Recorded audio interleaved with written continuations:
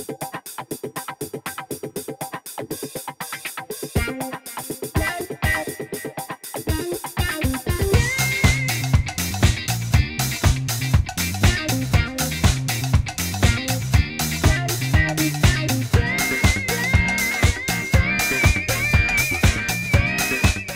Assalamualaikum warahmatullahi wabarakatuh. Waalaikumsalam warahmatullahi wabarakatuh. Kreativitas sastrawan itu adalah kemampuan untuk menyuling manusia dan kehidupannya. Ketika menulis novel, dia banyak mengangkat persoalan sosial dan lingkungan. Mungkin gaya Danarto kan gitu ya, dia maestro cerpen Indonesia yang selalu nyentrik, unik gitu ya.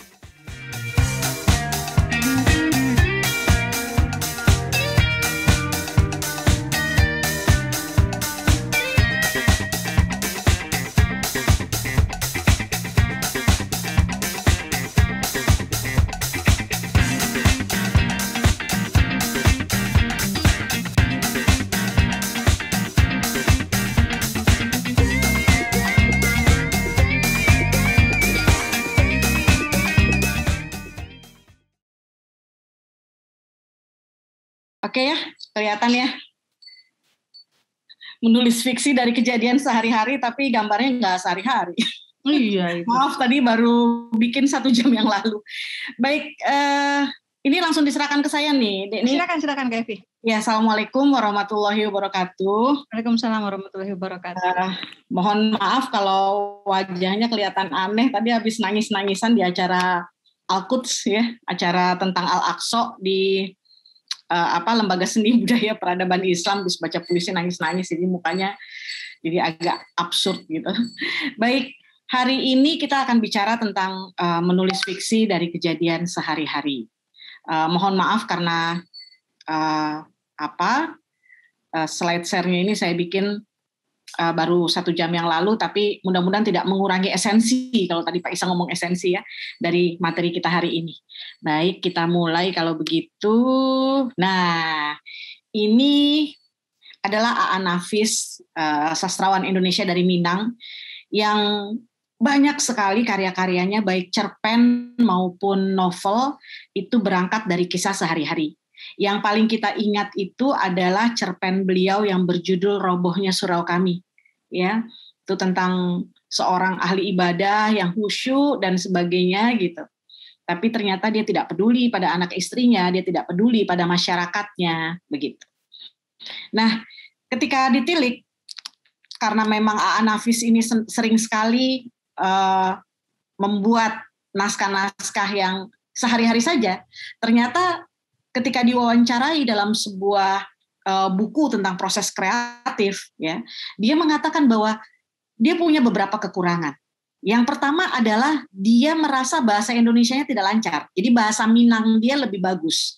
Karena itu dia menulis dengan struktur bahasa Minang.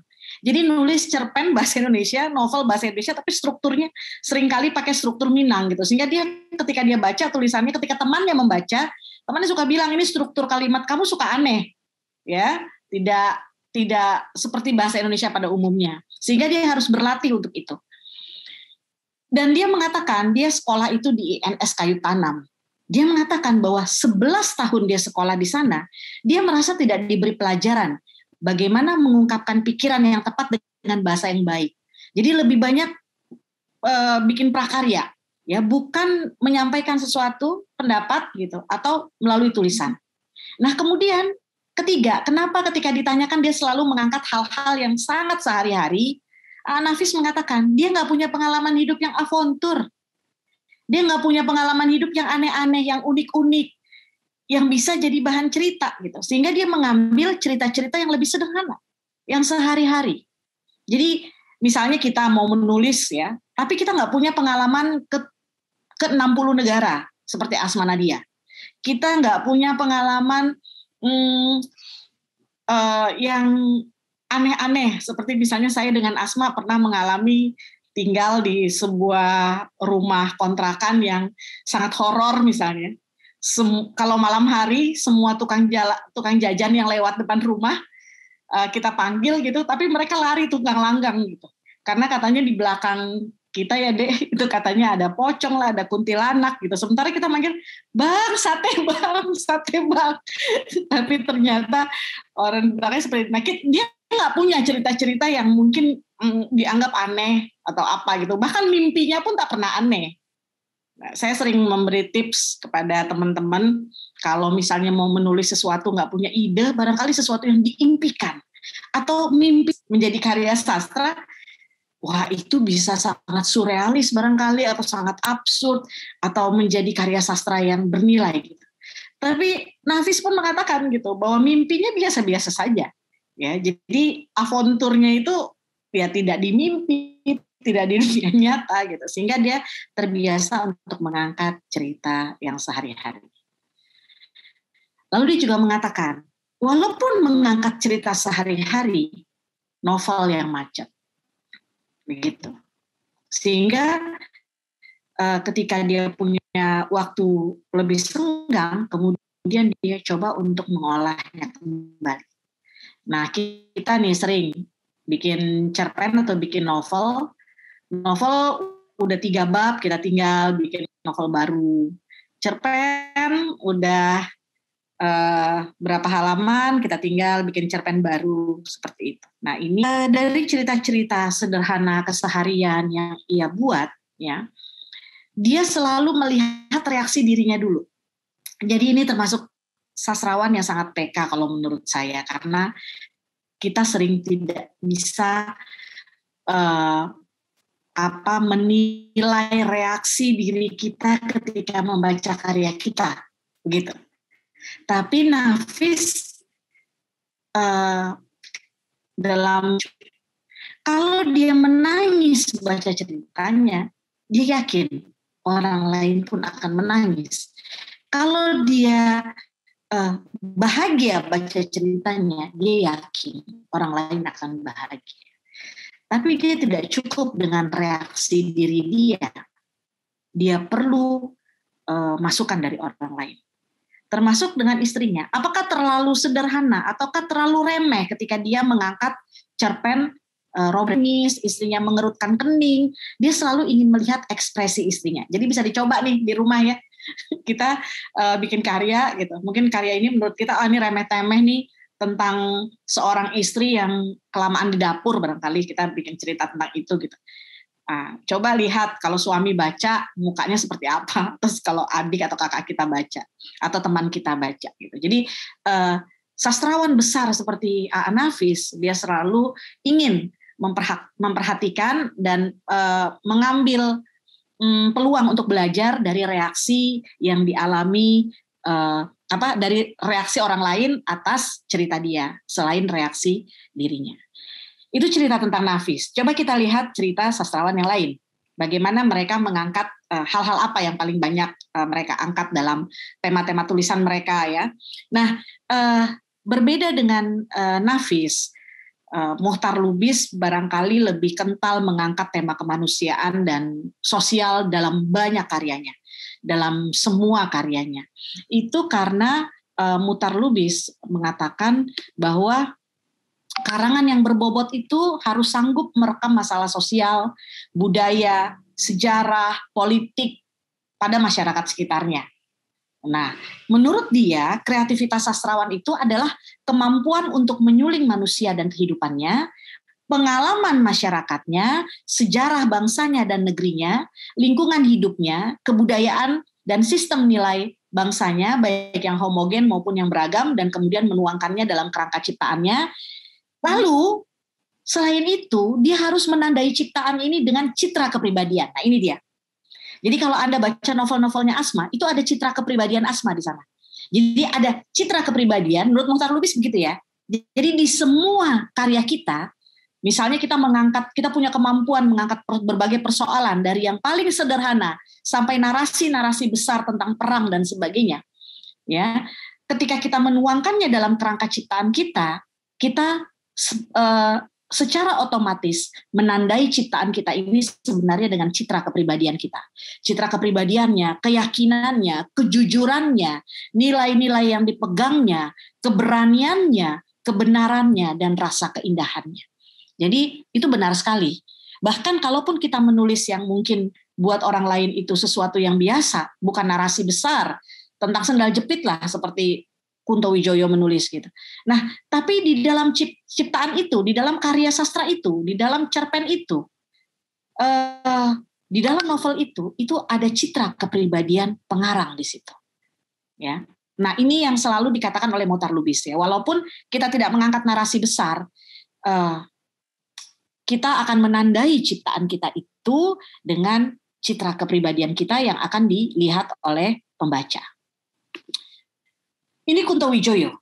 Nah, Kunto Wijoyo adalah seorang sejarawan. Dia paket lengkap, seorang sejarawan, tapi juga seorang penulis cerpen, novel, drama, puisi. Dia menulis semua genre sastra. Ya. Nah, dia banyak menulis cerpen untuk sehari-hari, terutama. Ketika menulis novel, dia banyak mengangkat persoalan sosial dan lingkungan. Tetapi persoalan sosial itu melibatkan hal-hal yang sangat sederhana, hal-hal yang sehari-hari, ya, yang kemudian diramu oleh imajinasi dan oleh pengetahuan dia, terutama di bidang sejarah. Contohnya adalah novel Pasar, ya, di mana itu ada persoalan masyarakat agraris, ya, di dalam budaya Jawa, dalam novel Pasar, kemudian dalam Mantra Penjinak Ular, ya, dan Kunto Wijoyo mengatakan, pada hakikatnya ketika kita menulis narasi kecil maupun narasi besar, semuanya lahir dari endapan pengalaman kita. Entah itu di masa muda maupun di masa tua. Nah, Kunto Wijoyo ini dia terbiasa berpindah-pindah tempat tinggal. Dan dia akrab dengan tempat-tempat komunal pedesaan ya, seperti surau, pasar. Nah, sehingga itu kemudian mempengaruhi ketika dia menulis novel. Dia terbiasa dengan pasar, buat dia pasar itu sehari-hari. Buat kita barangkali tidak sehari-hari. Dia terbiasa dengan surau, buat dia surau sehari-hari. Buat pengarang yang lain barangkali itu bukan sehari-hari, itu sesuatu yang pengalaman spiritual yang lebih mewah buat pengarang yang lain barangkali gitu. Nah, selain itu spektrum bacaan dia yang luas tentang sejarah itu turut andil, sehingga di dalam novelnya kita bisa melihat sejarah petani tahun 65-an, kemudian ditarik garisnya ke masa kini dan sebagainya. Ya, itu hebatnya Kunto Wijoyo. Dia juga seorang sejarawan di mana walaupun diangkat dari peristiwa sehari-hari, novel-novelnya juga berdasarkan riset. Ya, terutama novel. Kalau cerpennya lebih sehari-hari lagi. Nah, ini Danarto. Danarto, kalau kita baca karya-karya Danarto, kita selalu merasa dia tidak pernah menulis cerita sehari-hari. Kita akan selalu merasa begitu. Ini orang ceritanya sufistik, atau ceritanya magis, dan sebagainya. Tapi ada cerita di balik kenapa Danarto menulis itu. Dan Danarto kekeh pada saya, ketika kami berbincang-bincang, dia selalu bilang, Helvi, yang saya tulis itu sehari-hari. Orang-orang menangkapnya sebagai sesuatu yang tidak biasa. Tetapi yang saya tulis itu sehari-hari, sangat sederhana. Kamu pernah lihat anak kecil ngomong pada boneka? Itu kan sehari-hari. Nah, ketika saya tarik ke dalam cerpen, kenapa orang-orang menganggapnya itu sesuatu yang bukan sehari-hari? Itu gayanya Danarto. Mungkin gaya Danarto kan gitu ya, dia maestro cerpen Indonesia yang selalu yang selalu nyentrik, unik gitu ya. Nah, ternyata kalau dalam teori sosiologi sastra, ternyata selalu ada kaitan pengarang menulis sesuatu. Tadi kita lihat Kunto Wijoyo, dia menulis pasar, ternyata dia terbiasa dengan komunal, dengan pasar, surau, dan sebagainya, begitu ya. Nah, Danarto ini punya masalah dengan ayahnya, ya. Jadi Danarto ini pernah tidak lulus SD 2 kali. Jadi jangan dianggap bahwa itu tidak cerdas sebenarnya. Dia pernah tidak lulus SD 2 kali, tapi ini orang yang sangat cerdas ya, Danarto ini gitu. Dia sangat anti dan selalu menghindari pelajaran aljabar pada waktu itu, pelajaran matematika. Ini mirip-mirip saya ini sebenarnya gitu ya.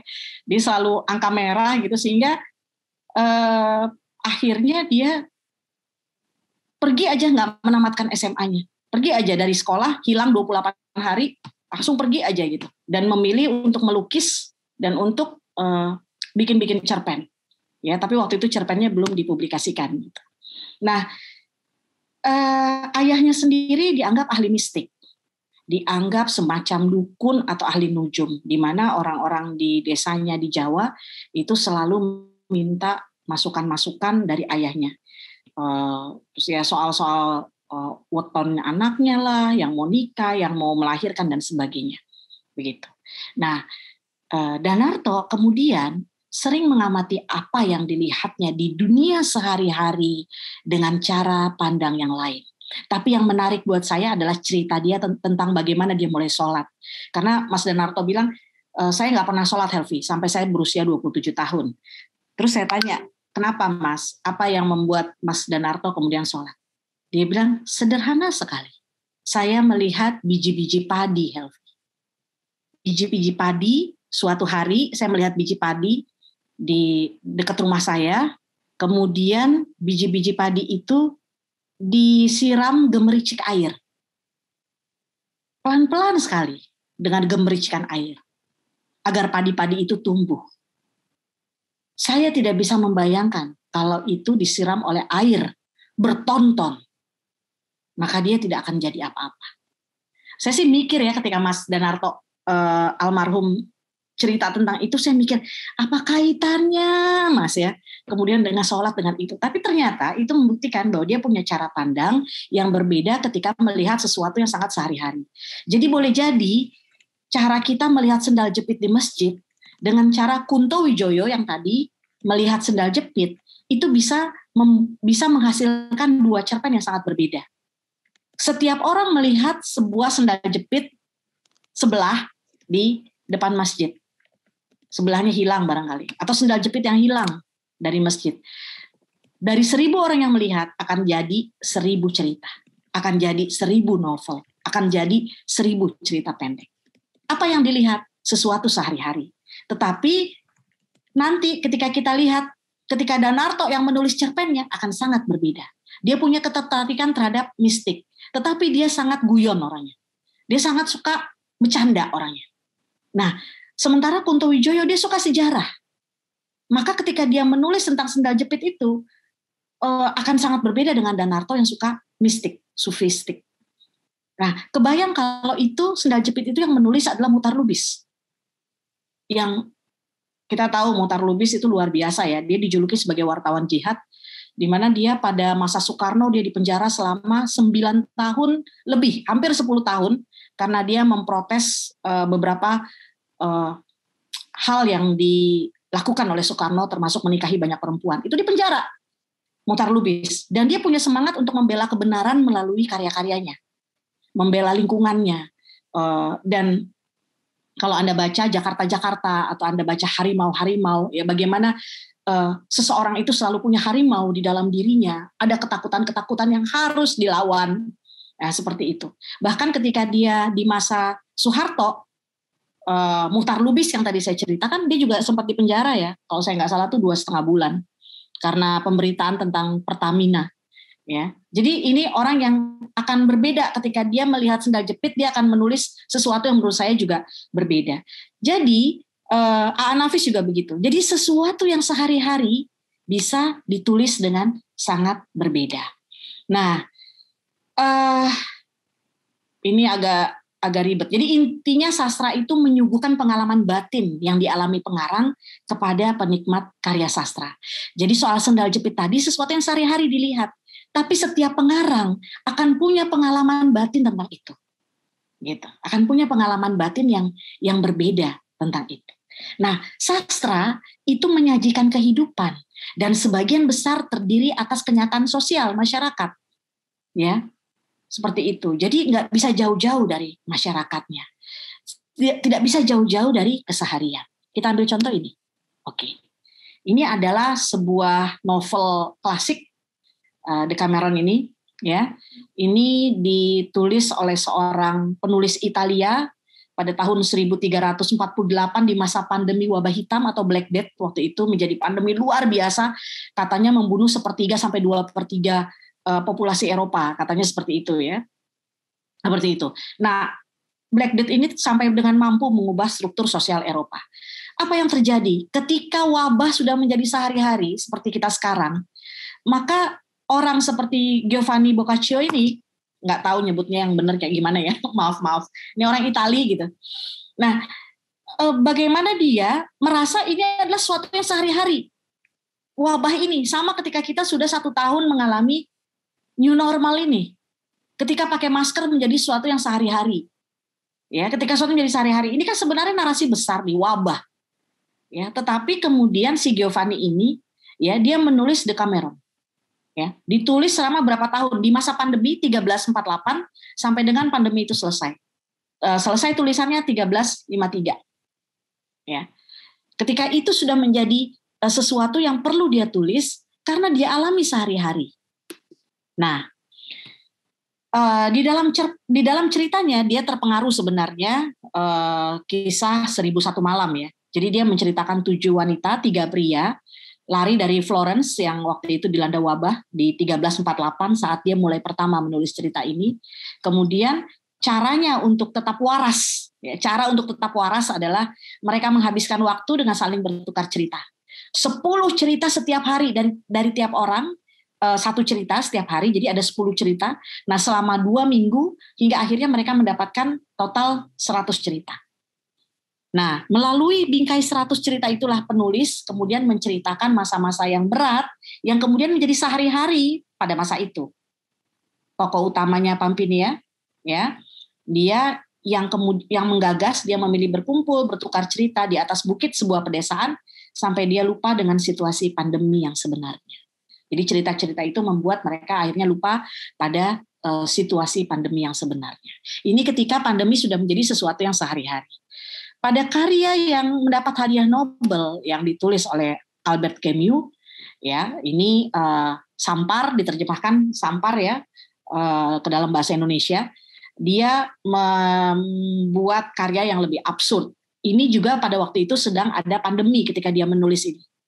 Ya, Sampar pada waktu itu, pada masa itu.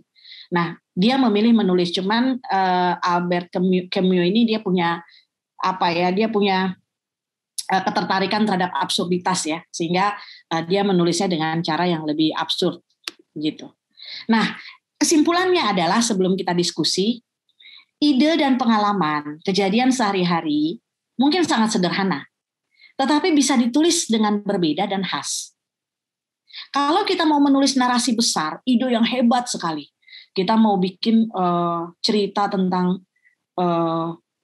cerita mungkin distopia atau cerita apa musnahnya bumi dan sebagainya, narasi besar ya itu, atau tentang cloning dan sebagainya, ide hebat bisa saja dia gagal ketika ditulis, ketika dieksekusi ya.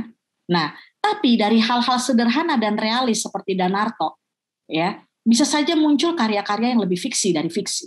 Artinya kita tercengang karena karya-karya itu idenya sederhana banget gitu, tapi bisa kemana-mana. Nah, itu barangkali yang pada akhirnya kita tidak lagi bisa mengatakan bahwa lebih baik ide sederhana atau lebih baik narasi besar gitu, karena semuanya pada akhirnya akan berpulang pada eksekusi pengarang.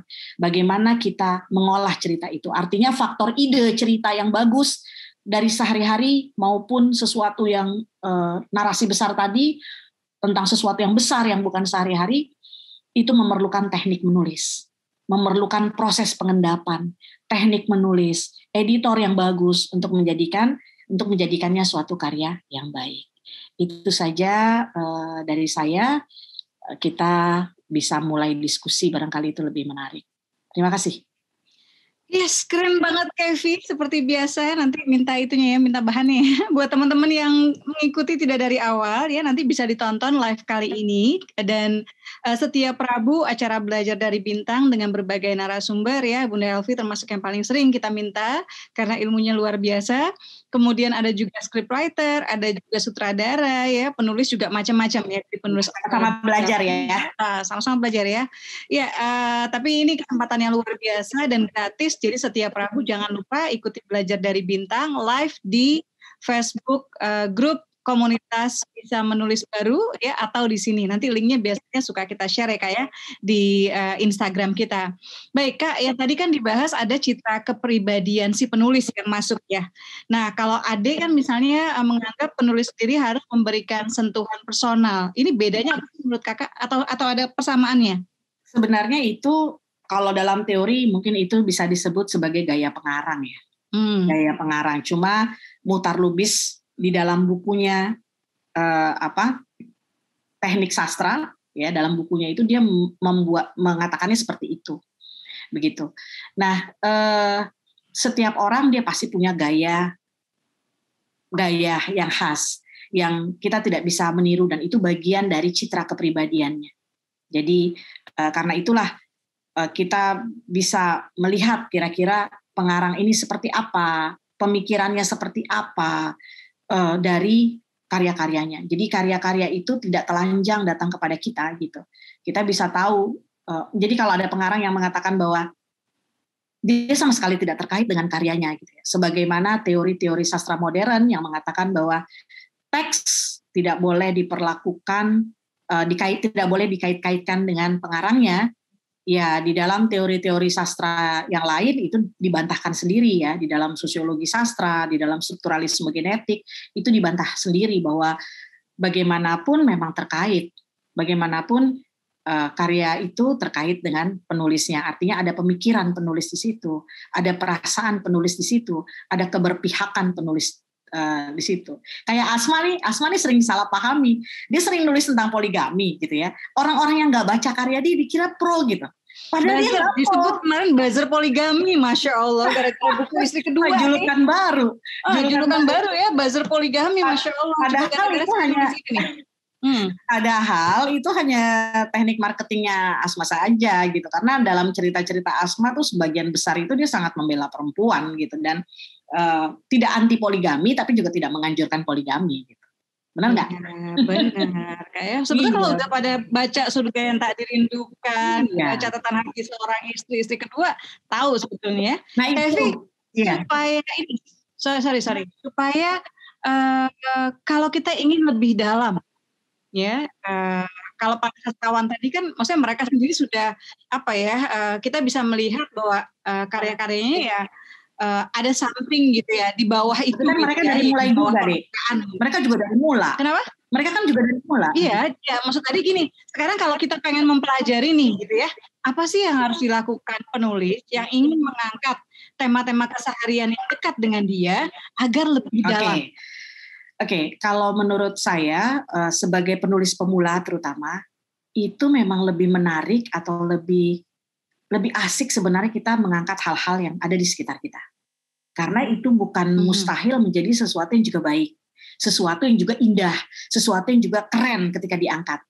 Gitu. Barangkali sesuatu yang sehari-hari di kampung kita menjadi sesuatu yang tidak sehari-hari di tempat lain. Bayangkan film Bu Tejo itu kan sehari-hari banget di desanya. Sehari-hari banget itu kejadian kayak gitu, orang naik truk gitu kemudian mau jenguk orang, itu kan sehari-hari. Dan percakapannya juga kasar sehari-hari. Ketika diangkat jadi film itu kemudian menjadi menasional viral itu menjadi ide cerita yang sangat bagus, yang sangat menarik gitu. Ya, jadi lihat sesuatu dengan cara yang berbeda, lihat sesuatu dengan cara yang orang lain tidak melihat itu. Jadi saya ingat waktu Faiz bikin puisi. Dia bikin puisi tentang tukang sampah.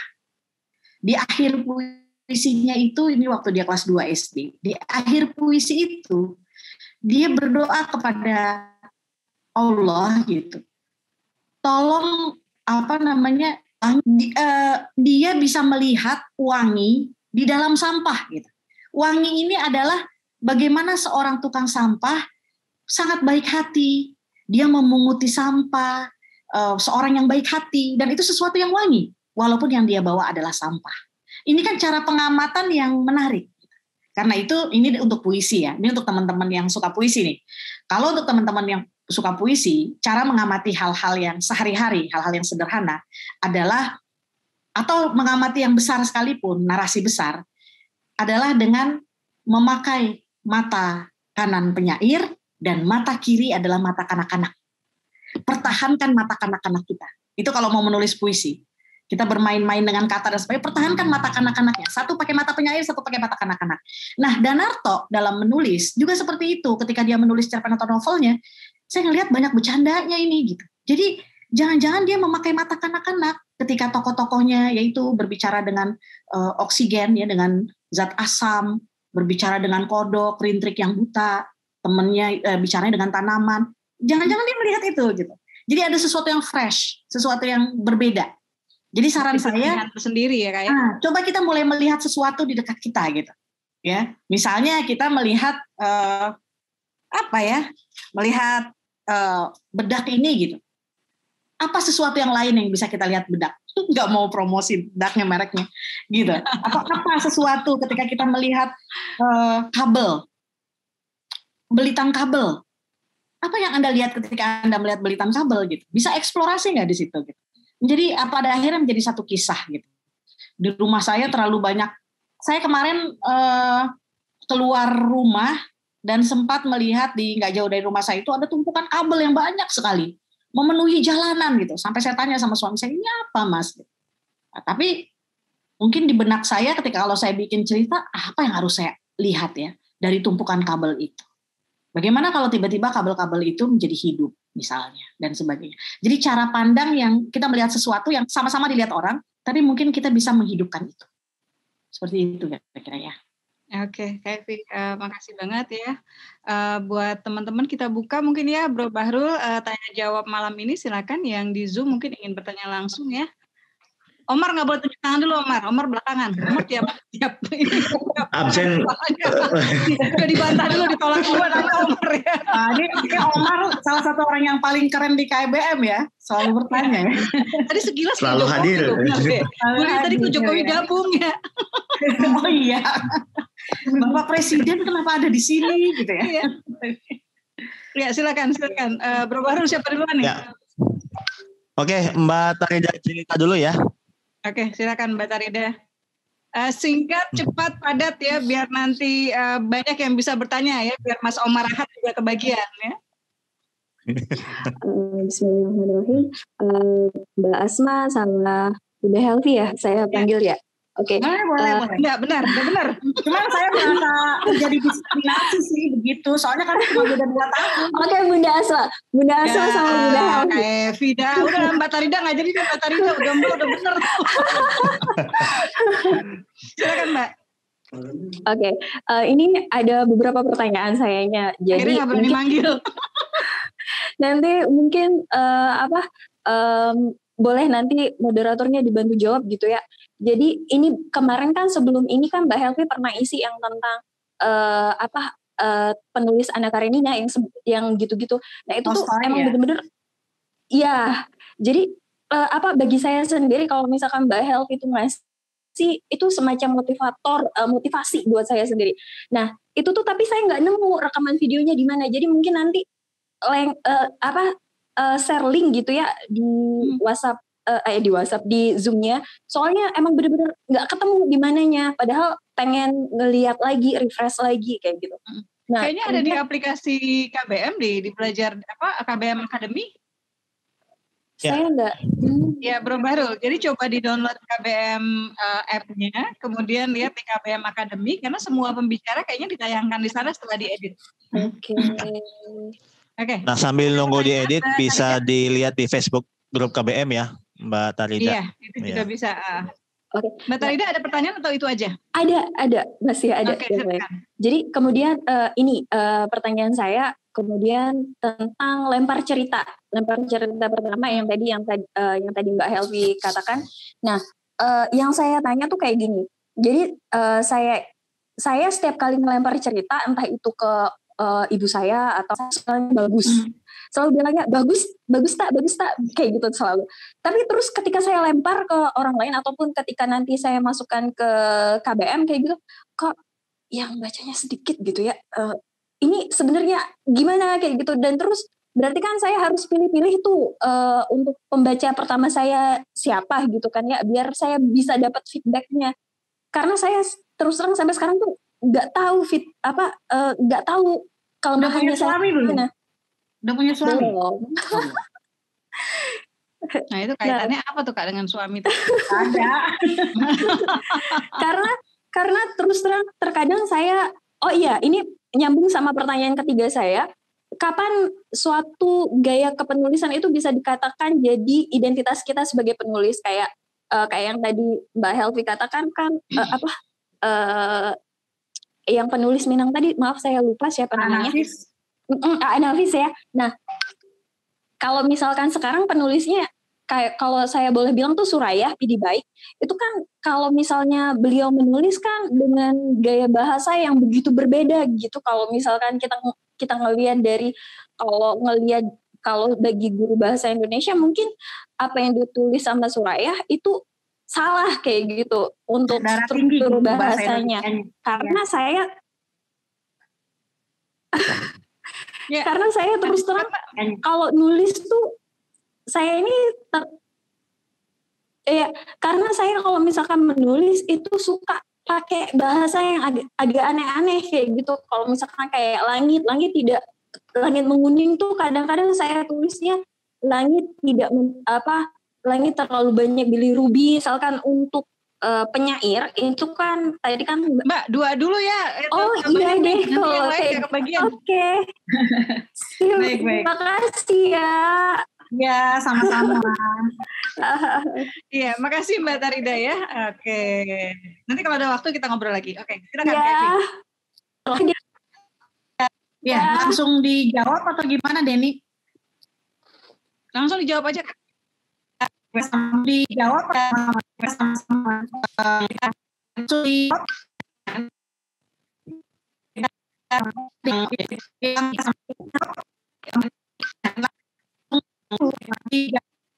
Ada keputus-putus ya.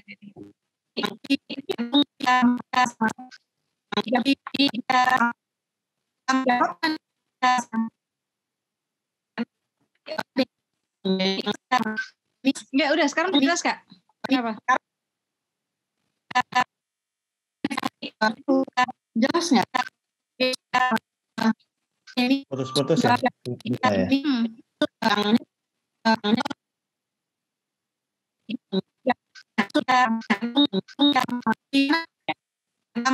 Oke. Yang lain mungkin videonya bisa dimatiin. Ya, silakan teman-teman di off dulu videonya ya. Ramai sekali soal ini.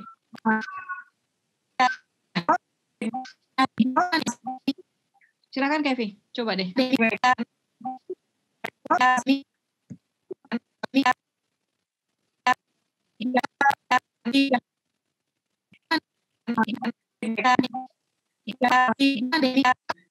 Kenapa suaranya putus-putus ya?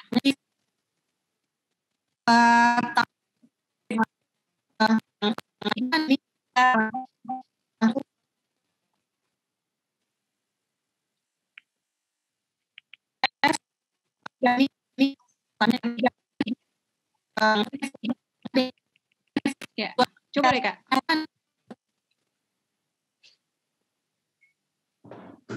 Keluar ya? Halo. Ya. Bro Bahrul udah jelas Kak Evi? Bunda Elvi keluar dari Zoom, Mbak. Oh, mungkin biar dia bisa masuk lagi ya. Ya. Nah, ini jelas nih suaranya ini. Iya. Oke ya, coba Bunda Elvi udah masuk lagi belum? Belum, lagi menunggu. Oke.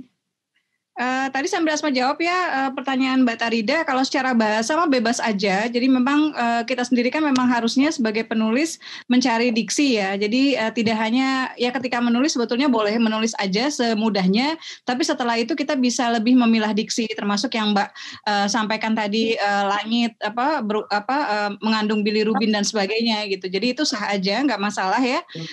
Yang penting secara makna juga make sense gitu. Karena kadang-kadang kita bikin perumpamaan ke api, tapi maksudnya yang kita ingin tunjukkan adalah kelembutan misalnya atau kesejukan. Nah ini kan berarti nggak masuk ya ke sana ya. Oke, Kak Evi, Tadi yang diksi Ade udah wakilin ya, bebas-bebas aja. Kalau diksi memang seorang penulis harus berlatih untuk memilah diksi ya. Jadi itu silakan saja. Pada lanjut audiensnya ya, pada halayak yang seperti apa gitu. Betul. Kemudian juga tadi soal gaya pengarang yang nggak termasuk gaya bahasa atau kepribadian pengarang ya, atau ciri khas pengarang. Kapan kita bisa tahu ciri khas pengarang itu sudah terbentuk?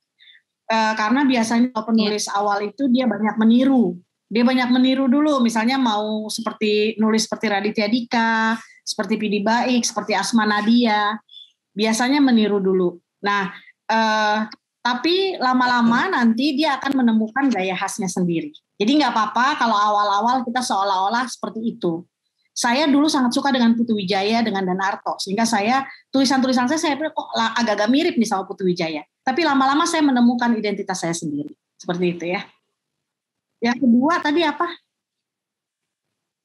Lebih kurang sih udah kejawab ya, kita ambil 2 dulu. Tadi yang soal masalah diksi Kakak mau tambahin? Udah ya tadi ya, sesuai itu. Oke. Silakan, ada 7 partisipan soalnya yang udah raise hands nih. Saya batasi satu penanya, 1 pertanyaan dulu ya. Silakan, Harul. Ya, oke. Mas Dilan S. Silakan Mas Dilan S. Baiknya udah ada, Dilannya ada. Dilan Allah, ada. Ya, ini lengkap sekali. Lengkap banget, kita penonton ya. Ceweknya siapa? Mireya siapa? Ya. Ada enggak? Silakan. Ya, assalamualaikum Bunda. Waalaikumsalam. Ini Bunda masalah apa? Ini saya mau menanya. Jangan Pak. Itu guru aja. Masalah karakter seorang penulis kan Bunda. Saya terbiasa membawakan karakter itu sendiri seperti bahasa, corak gitu loh. Saya kan orang dari penulis kan. Jadi kebanyakan cerita-cerita yang saya buat itu memang dari cara bahasa dan segala macamnya itu mengikuti dari sana gitu loh. Tapi ketika saya baca kembali gitu, saya rasa agak malu gitu untuk men-share mengapa segala macam itu gitu. Ketika saya baca kembali cerita-cerita yang lain kayak seperti tulisan Asma Nadia, Bunda Helvi gitu loh. Rasanya seperti ini cerita saya ini kayak maaf katakan itu kayak sampah gitu rasanya. Demikian. Bunda Helvi, assalamualaikum. Iya, waalaikumsalam. Baik, Kang Dilan, ya, sekarang di Medan nih. Hai anak-anaknya Kang Dilan. Apa nulis kita panggilnya Kang, gimana sih Kang? Bang. Lagi Bang, oke. Adik kenapa dengerin nih Kang? Lagi di Medan. Dijawab langsung. Baik, saya jawab langsung ya. Kalau saya termasuk yang sangat menghargai ragam bahasa yang kita miliki, sehingga salah satu sastrawan terkemuka kita, almarhum Ayub Rosidi, itu bahkan sampai berusaha untuk melestarikan bahasa Sunda. Ada lomba bahasa Sunda misalnya, lomba novel bahasa Sunda.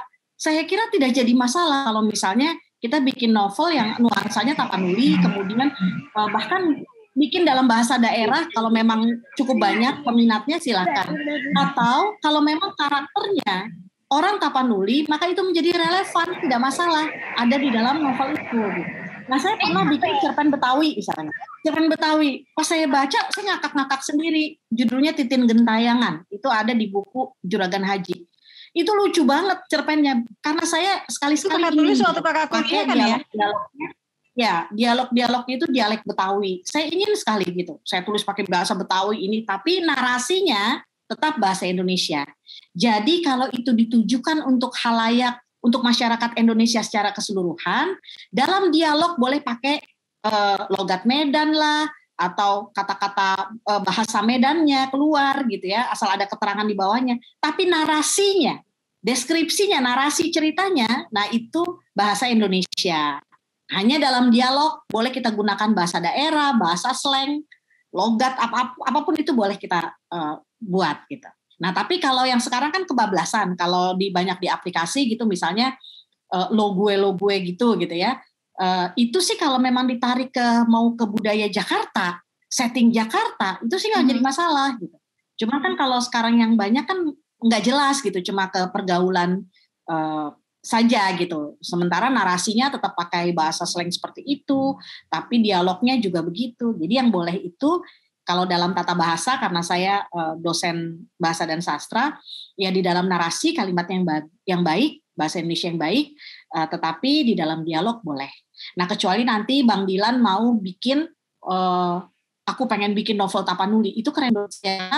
Tetap harus dilestarikan gitu. Selama ini kan kita punya budaya lokal bahasa Bali, bahasa Makassar ya, Betul. bahasa-bahasa yang sangat banyak ya. Kita punya belasan ribu bahasa yang sering punah gitu. Jadi sekali-sekali kita bikin buku dengan latar belakang daerah kita, bahasanya daerah kita, kemudian mungkin kita minta disponsori oleh Dinas Pariwisata daerah kita.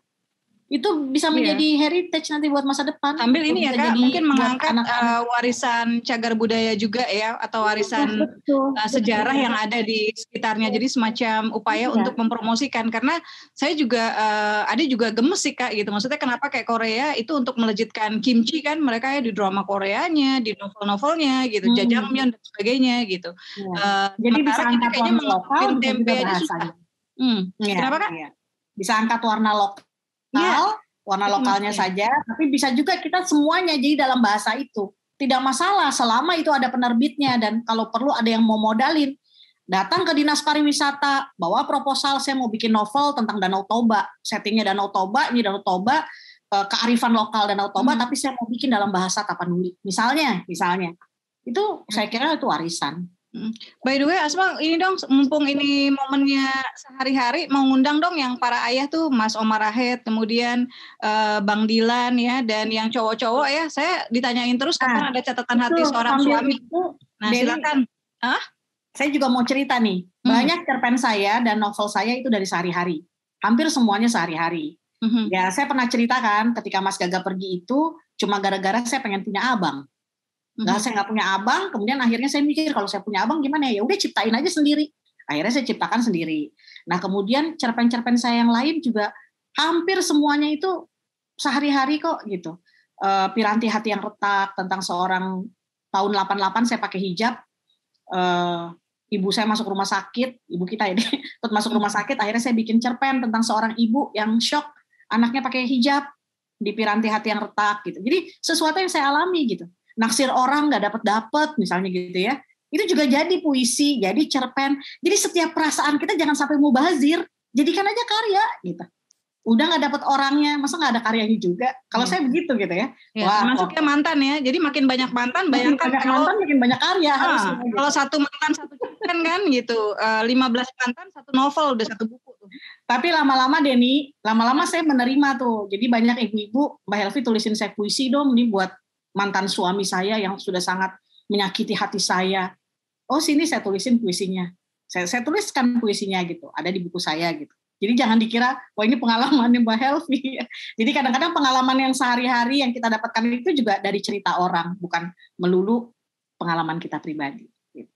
Baik ya, tadi by the way untuk catatan hati suami, kalau ada yang mau ikutan 8-10 halaman ya, bentuk formatnya seperti tulisan-tulisan di catatan hati ya, jadi bisa referensinya buku-buku catatan hati Asma Nadia, bisa dikirim ke email matabukurani@gmail.com ya, sertakan biodatanya, yang dimuat nanti dapat honor ya. Catatan hati suami, silakan para suami bisa ikut ya. Oke, pertanyaan berikutnya Bro Bahrul. Ya, Mas Muhramli.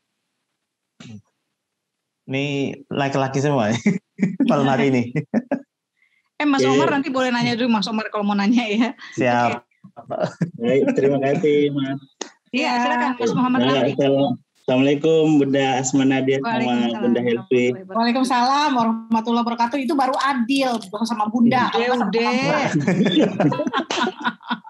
Saya salah satu fans berat Bunda Asma Nadia sama Bunda Helvi.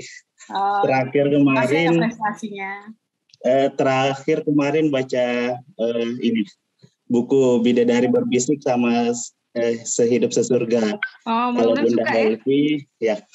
Kalau Bunda Helvi Juragan Haji. Adil tuh Kak. Beli dua-duanya. Oke. Yang pertama pertanyaannya mungkin ke Bunda Asma. Saya sangat berharap Bun untuk Spark Korea ini ada part 2-nya. Yang mana? Itu Love Spark in Korea. Oh, oke. Itu sangat berharap sekali ada part 2-nya karena itu jadi salah satu inspirasi saya dalam menulis.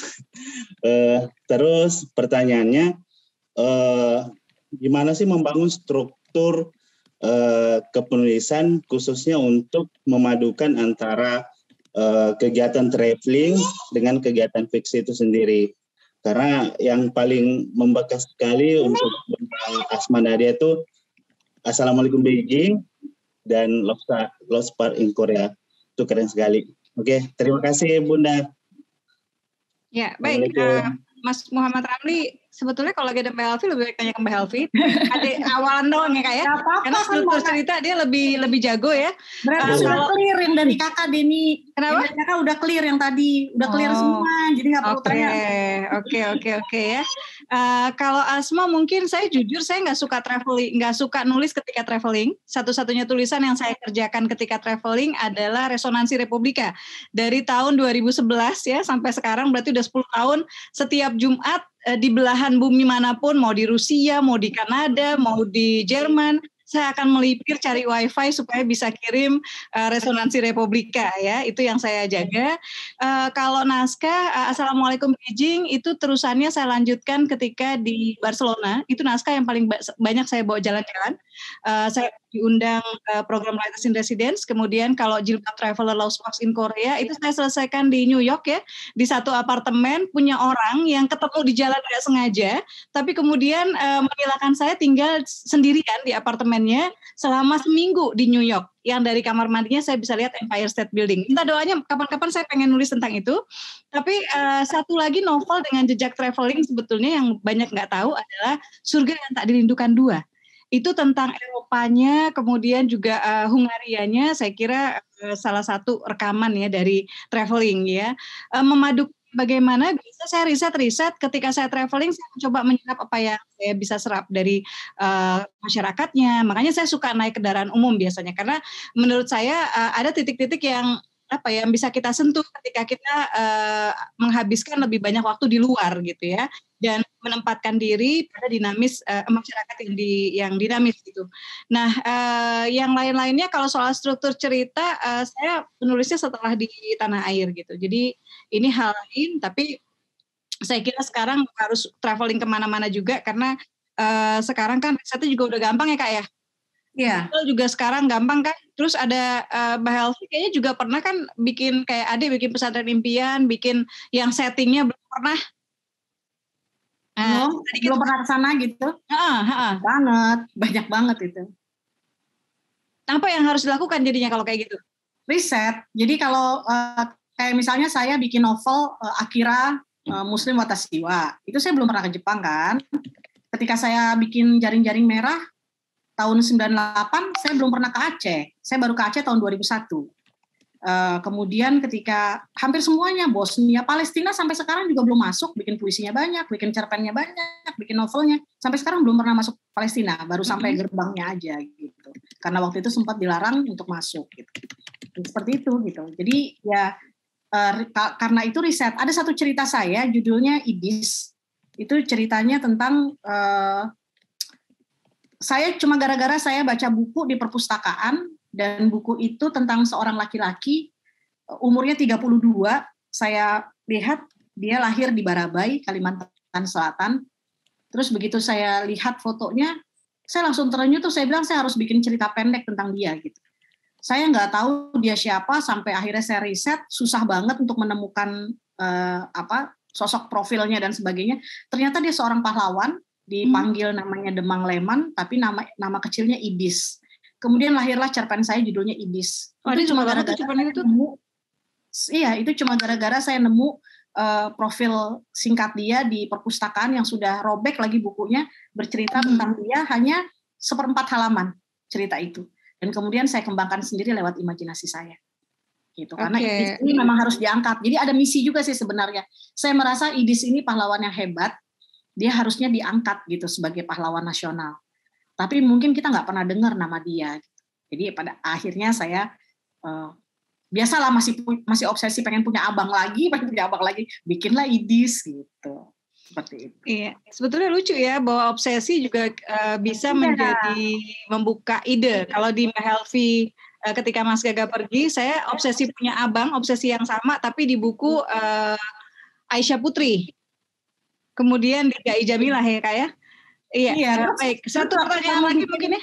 Kenapa? Ini ingat nggak waktu kamu bikin Aisyah Putri, terus kakak bilang, Dek, abangnya banyak aja, 4 terus kita diskusiin karakternya seperti apa ya. Enak banget kalau kita punya temen serumah gitu yang bisa diskusi gitu. Evi mau pindah ke rumah Ade lagi nggak biar kita serumah lagi? Enggak lah. Oke, silakan. Satu pertanyaan lagi kali Kak ya, tambah ya waktu ya. Boleh. Oke, silakan Bro Bahrul. Mas Omar ya? Mana Mas Omar? Ini cewek nggak ada? Cewek tadi Mbak Tarita udah ya. Iya. Mas Omar beneran mau nanya kan, bukan karena udah disebut gitu? Beneran. Oh beneran, oke ya.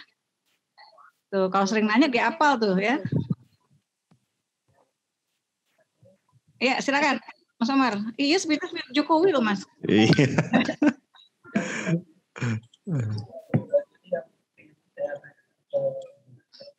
Suaranya kecil Mas. Mas suaranya boleh digedein nggak? Masih kurang.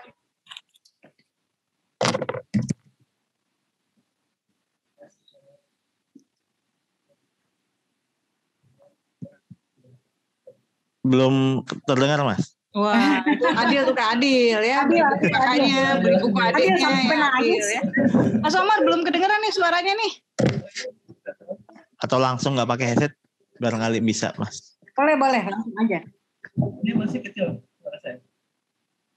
Masih kecil sih, tapi coba deh Mas, coba gue dengerin deh Kak. Ayo. Ya silakan. Mohon maaf penyelipan. Silakan. Kayak yang disampaikan teman-teman kemarin, jadi sama berarti, jadi saya menulis di KBM itu mengenai soal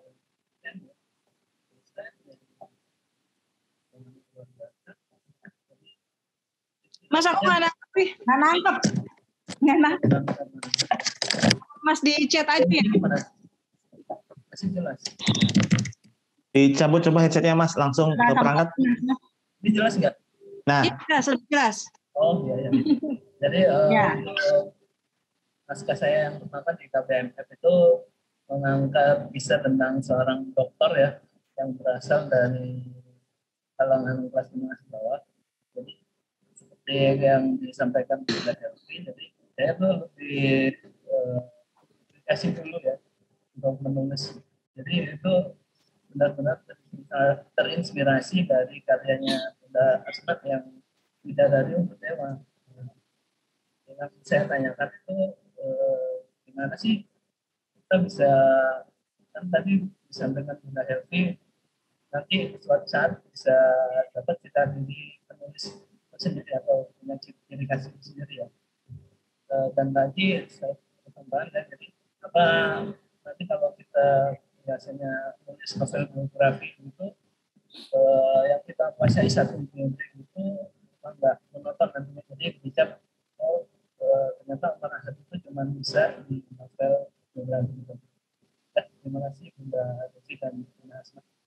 Oke, Evi silakan. Denny nangkap nggak? Nggak terlalu nangkap. Coba siapa yang mau menerjemahkan? Tapi intinya ada.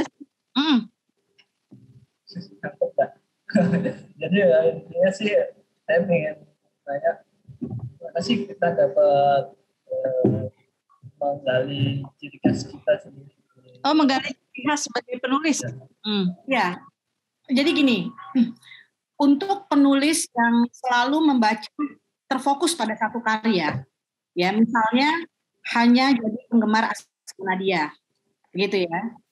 Misalnya hanya jadi penggemar Asma Nadia, baca Asma Nadia saja, mau tidak mau itu terbawa, itu akan terbawa. Jelas nggak suara saya? Jelas ya. Oke. Jadi akan terbawa. Misalnya dalam puisi misalnya kita selalu membaca karya Taufik Ismail, tidak membaca karya yang lain, tidak membaca Afrika Al-Malna, itu akan terbawa. Jadi usahakan banyak baca buku dari beragam pengarang. Misalnya kita suka novel, kita ingin nulis novel, bacalah karya penulis novel yang kalau bisa memang banyak dapat penghargaan. Sehingga kita jadi tambah punya wawasan gitu. Jangan terlalu baca yang laku, karena yang laku juga belum tentu lebih baik. Walaupun yang tidak laku apalagi, itu mungkin tidak baik juga. Tapi kalau dapat penghargaan, paling tidak ada yang bisa kita pegang, wah ini dapat penghargaan gitu, atau dapat rekomendasi, atau endorsement di belakang buku yang menarik. Ya, jadi usahakan baca dari beragam pengarang. Jangan fanatik terhadap satu pengarang. Misalnya sang suka pada Asma atau Terelie, akhirnya kita jadi nggak nambah wawasannya gitu saja, begitu. Walaupun kita tetap misalnya tetap baca Asma gitu ya, tapi tambah pelan-pelan dengan yang ini baca yang ini dan sebagainya, sehingga kita punya banyak perspektif dan wawasan. Itu caranya. Dan dari berbagai banyak itu, akhirnya kita bisa menemukan diri kita sendiri. Kita bisa menemukan ciri kita sendiri. Berdasarkan wawasan yang sudah kita dapatkan dari begitu banyak orang, kita bisa meramu cerita kita sendiri dengan teknik yang kita dapatkan dari sekian banyak orang, dan pada akhirnya kita menemukan ciri kita sendiri, citra kita sendiri di dalam karya kita. Jadi jangan terfokus pada 1-2 karya. Oke. Jadi tulis di catatan hati seorang suami. Gimana cara tadi Ya, untuk catatan hati seorang suami tadi lihat di chat udah saya tulis di sana keterangannya, kemudian juga alamat email. Jangan lupa di subjeknya tulis catatan hati seorang suami ya. Honornya sekitar 200 ribuan untuk pemuatan ya. Tapi nanti 200 atau 250 atau nanti lihat panjangnya naskah. Tapi yang jelas naskahnya tetap menjadi milik teman-teman. Kalau nanti pengen bikin buku sendiri silakan aja ya. Jadi boleh. Baik, jadi untuk punya citra kepribadian ya atau gaya penulis sendiri, jelas kita harus banyak baca dan yang pastinya kita harus banyak nulis ya nggak Kak Evi? Ya, kalau kita nggak nulis sih kayaknya nggak akan punya, nggak akan kaya gitu akhirnya, gitu kan ya? Sama seperti kalau kita mau bisa punya style jalan yang keren gitu, ya harus jalan dulu gitu. Jadi perbanyak dulu nulisnya ya buat teman-teman. Baik, luar biasa ilmu kita bertambah banget ya dari penuturan Bunda Helvi ya, dan Bunda Helvi ini termasuk salah satu narasumber yang paling favorit ya, karena kita benar-benar berasa kayak dibawa ke ruang kuliah sastra ya. Nggak bermaksud muliahin. Nggak apa-apa. Senang banget. Kevi, by the way, Adek pengen banget ya. Adek usul karena kakak itu interaksi dengan sastrawannya banyak ya, dan banyak bukan sekedar berinteraksi ketemu, tapi juga dari pertemuan, kemudian dari wawasan, ada banyak hal yang bisa kakak gali dari mereka. So one day, Adek pengen banget kakak menghadirkan buku, katakanlah belajar dari sastrawan, baik Indonesia atau dunia gitu loh. Yang kayaknya tuh kalau menurut Ade sih keren banget gitu. Itu harus ada gitu, sehingga dengan begitu juga secara walaupun minim gitu ya, tapi kakak membagi legacy tadi, wawasan kakak, pengalaman kakak, apa yang kakak tangkap dari mereka ke kami semua gitu ya, yang mungkin tidak sempat berinteraksi. Jadi Ade benar-benar berharap itu ya. Mudah-mudahan bisa kita terbitkan. Buat teman-teman semuanya, jangan lupa follow Helvi Tiana Rosa di sosial medianya, kemudian di TikTok, baru ada TikToknya juga ya. Aku puisi ya. Kamu puisi. Oh, kamu puisi. Kenapa jadi aku puisi terus ya? Kamu puisi di TikTok ya. Asma Nadia penulis di TikTok. Jadi silakan follow. Kemudian juga YouTube-nya Helvi Tiana Rosa, Instagram Helvi Tiana Rosa, dan bisa belajar lebih banyak lagi. Jangan lupa juga follow kami di KBM ya. Dan yang sudah mendownload KBM aplikasi, jangan lupa selain baca, nulis di sana. Ada alasan kalau buat saya, kenapa saya mau menerbitkan Surga yang Tak Dirindukan 3 di KBM app dulu, meskipun Republika sudah bersedia. Ya kalau kita dapat royalti dari 2 sumber, kenapa cuma 1 sumber kan gitu ya. Jadi silakan ramai-ramai menulis di KBM aplikasi, ramai-ramai membaca di KBM aplikasi, dan ikuti terus acara Belajar dari Bintang setiap Rabu malam live di grup Facebook Komunitas Bisa Menulis Baru, dan di Zoom ya, setiap Rabu malam persembahan dari KBM aplikasi. Kak Evi, terima kasih. Ada pesan? Mohon maaf ya atas segala kekurangan, mudah-mudahan pada nggak kapok. Enggak sih, kekurangan Terima kasih banyak. banyak kok. Ya, terima kasih Kak Evi dan ilmunya ya, insya Allah bermanfaat buat kita semua, buat teman-teman semua. Ayo terus belajar, jangan menjadi penulis yang cepat merasa puas, cepat merasa sudah hebat karena di atas langit ada langit ya. Saya kok ya kapan-kapan pengen bahas tentang attitude nih, tentang akhlaknya penulis ya nggak sih Kak gitu, karena sayang banget gitu kalau kamu baru mulai, kalau kamu baru belajar gitu, tapi sudah merasa lebih hebat ya dan karenanya jadi tidak mau banyak belajar, tidak mau banyak mendengar ya. Baik teman-teman, saya tutup. Bro Bahrul, saya tutup. Kita akan ada foto bareng apa enggak? Ya, foto dulu kita Bunda ya. Oke. Silakan teman-teman ya, dihidupkan kameranya. Ya, kenang-kenangan kita foto dan bisa di-share di akun sosial media masing-masing. Oke, udah siap teman-teman semua? Oke, hitungan 3, salam literasi. 1, 2, 3. Oke, selamat masing-masing screenshot ya, dan bisa diposting di akunnya masing-masing. Ya, jangan lupa mention KBM App ya, KBM App di Instagram. Terima kasih semuanya. Terima kasih banget. Mohon maaf lahir batin dari Asma. Assalamualaikum warahmatullahi wabarakatuh. Waalaikumsalam warahmatullahi wabarakatuh. Waalaikumsalam warahmatullahi wabarakatuh.